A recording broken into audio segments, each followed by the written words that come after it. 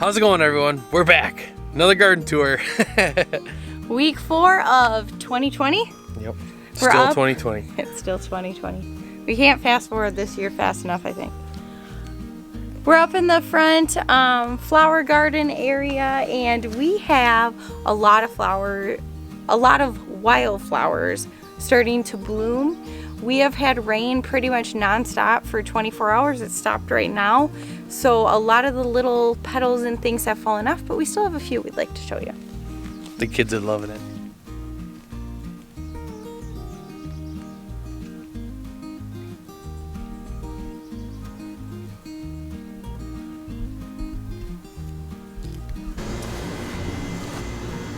Lavender is doing very well, and I'm actually hoping that it does well, because talking to a couple people that have tried growing it in Minnesota, they've actually haven't had any luck. So I hope with putting really thick wood chips around it and then covering it maybe this winter will help, and then we can get it to grow and come back for next year.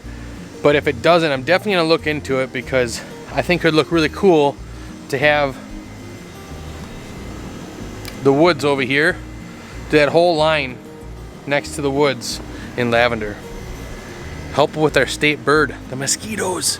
So the carrots are just jamming, and everything on this side especially, because every time we get a heavy rain, it actually comes in on this side, and I don't know if it's bouncing off the rocks or whatnot, but this side is always wet after nice rain. And I wanted to show you something that we found with this tomato plant.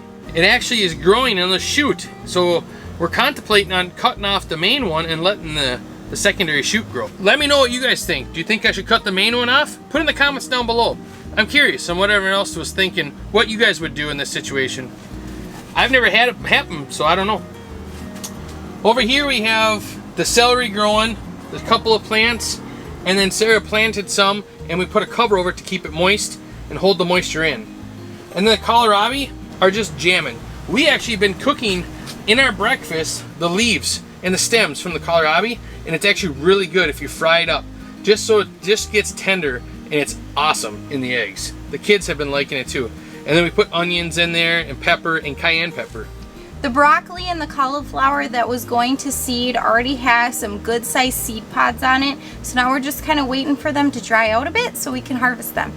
It is super hot and humid, and which is summer. It's fine, it's nice, you can go swimming and stuff, la-di-da-da-da. But unfortunately, the lettuce is bolting. And we put some in, and it's not growing that well. We didn't take out rows and add like we were going to. We got way too busy, and it's just life. We did add a couple of rows at the end here. Only one came up, so it is what it is. We might have to just wait until the middle of August and plant that again, which is fine. We have spinach growing, and I'm hoping that'll do well and won't bolt. And the onions are really doing good. We can start cutting some of the smaller ones off of there. And we still have radishes, and they're not woody, so I'm very surprised on that. So I'm actually really glad, because we've been using the greens and eating the radishes in breakfast and lunches for salad. So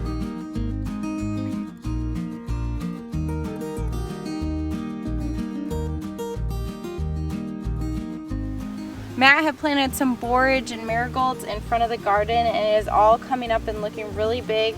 We're starting to see the first signs of little flowers about to come on the marigolds, but nothing yet going on the borage that I've seen.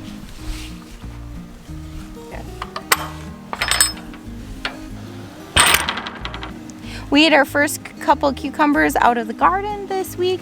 They were rather small, but it was a nice enjoyable treat for us. week 4, sunflowers. About chest height, right about there. And I'm like 7 foot, so no. Like 5'7", 5'8". Oh, one of them broke in the storm last night. So the onions, I was doing more research on them, and they're saying for how many, branches of leaves coming off is another ring of an onion. And it's also a proven fact that if you cut them, your first time when you cut them about a foot high, like so. And then you wait a while until they start growing, and you can actually cut them a little shorter. And by doing that, it'll keep the stalk standing upright, and they'll keep growing more shoots, but it puts most of the energy into the bulb. So I don't know if I want to try that, because we actually have onions growing, so I might just play it safe this year. Or maybe I'll try it on one or two. We'll see. So the potatoes, I think, are working well. The plants are growing up really well, so well that I cannot keep up with hilling. I bet some of these plants are almost 18 inches tall at this point, so they need to be hilled more. We might have to contain it a little bit so the dirt stays up rather than just kind of washing away. But this is the first time trying it this way, so just keep on trying. We haven't had any red tomatoes yet, a lot of green tomatoes. Up here where all the determinate tomatoes are, mostly Romas, I didn't get around to pruning at all, and it shows. If you look kind of at the base of the leaves, some of the leaves at the bottom are kind of damaged, and we need to prune the bottoms of them. Since they're determinate, I wasn't too worried about pruning them, but the bottom ones needed it. They're starting to get some yuck on them. By yuck, she means they're turning yellow. So last week we shared our adventures about the potato beetle that we found on the tomatillos. We had actually found some larvae, which we didn't know what it was at first, but once we figured out it was larvae after finding an adult potato beetle, we were able to spray all the tomatillos down with some soapy water, and that got rid of most of them. The next day I came out and I went ahead and picked off the rest by hand, and we haven't seen any yet.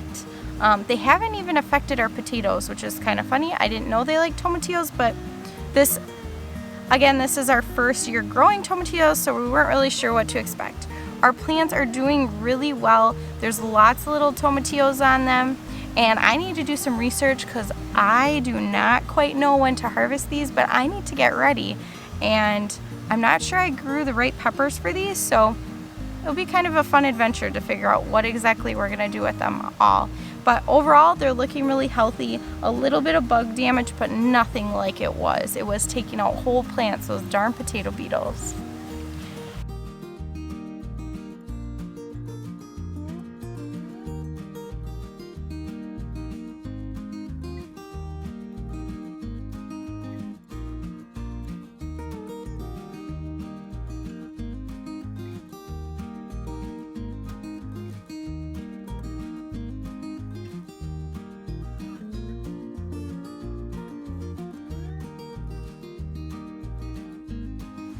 So the wood chips have helped by putting it thicker back here, and the cabbage is coming in a lot better. And you can notice all the bushy cucumbers are doing way better. They're not yellow anymore. They're coming in nice. So very exciting. Hopefully these do good and we get a lot of cabbage off them. We like cabbage. So all 5 cattle panels have these indeterminate tomatoes on, and over the course of the week I was able to get out here finally, do some pruning, get them all pruned, get them all clipped up. We used a brand new tomato clip, and so far I love it. I'm hoping they hold up for a couple years so that we can reuse them. Some of the tomatoes already need the clip moved up because they're starting to grow that fast. Leroy's been checking the bee house almost every single day when he does chickens, and he's just excited to see all the bees are using it and laying some new eggs.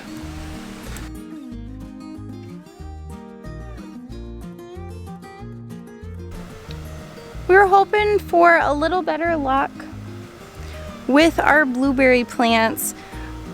One of the kids ate a blueberry off of it so far, and I see one more. So it looks like this year we're just not going to have a good blueberry harvest again, which is kind of a bummer. Matt did go ahead and put some pine straw around the blueberry plants, so maybe that will help, or maybe it's just something to be proactive for next year. Hopefully we'll have a good harvest sometime.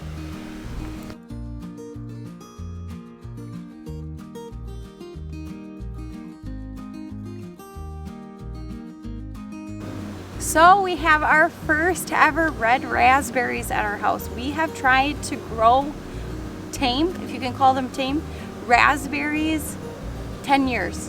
We have planted them 3 or 4 times. never in the garden. And so this year when did we plant these? Last year? Yeah. Last year we decided to plant these in the garden. We went ahead and planted them, didn't get any raspberries. This year they're loaded.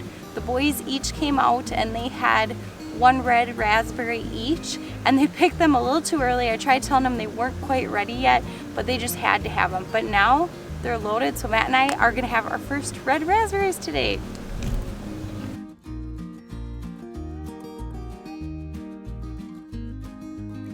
So they say it's better to eat berries in the heat of the day when it hasn't been raining. And if you've ever had a hot strawberry from the garden, you know that is so true.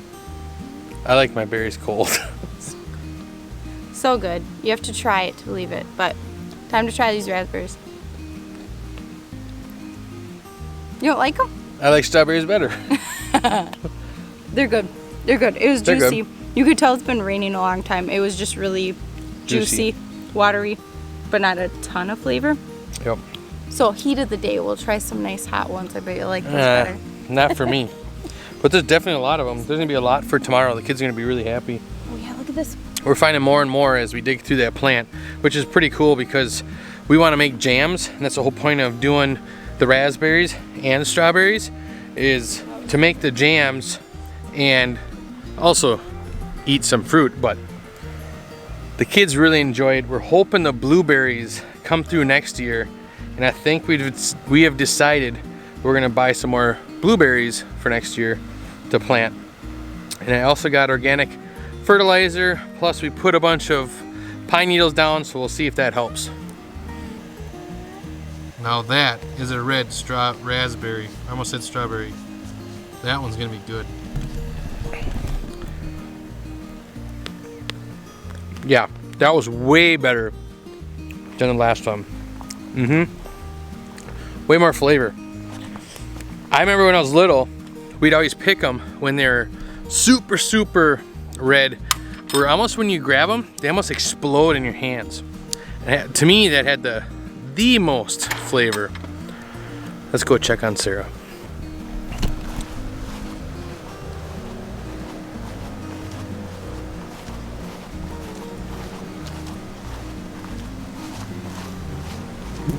So outside our garden, we had a big surprise this year. We've always had a few black raspberries growing on the edge of the yard, but I don't know if it's the bees, I don't know what, but they are blowing up and they are everywhere. The kids have been out here almost every day all week, 1, 2, 3 times a day, picking black raspberries. Again, it rained for about the last 24 hours, so they haven't been out here, so there's a lot to show you. You see that one right there?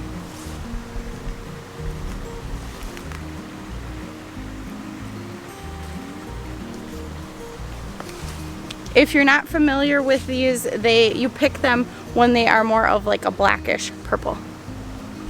And we'll get away from the woods because the mosquitoes, Minnesota state bird. It's one thing I don't know why Noah brought 2 mosquitoes on the ark. Why'd he do that? Can I do this? How young are you? Young at heart. You're not even that old. So in this area we have our pumpkins and our melon. These 2 plants over here are what will be our jack-o'-lanterns this year, so we're hoping to have enough for our family to carve. These 2 plants are small pie pumpkins. We'll probably still puree the other pumpkin and use that for baking, but it's nice to have those small little pie pumpkins too. And our watermelon are growing. We've never done well with watermelons, so we don't have any too high hopes. Usually what we would end up with was like baseball size watermelons, and I would cut them in half or quarters and send them in the kids' lunch, and they'd each have their own individual little watermelon, because that's all the bigger it ever ended up growing. But every year we'll keep trying, maybe it'll get better. I know it's not quite a sunny spot, and I think that's probably our biggest downfall.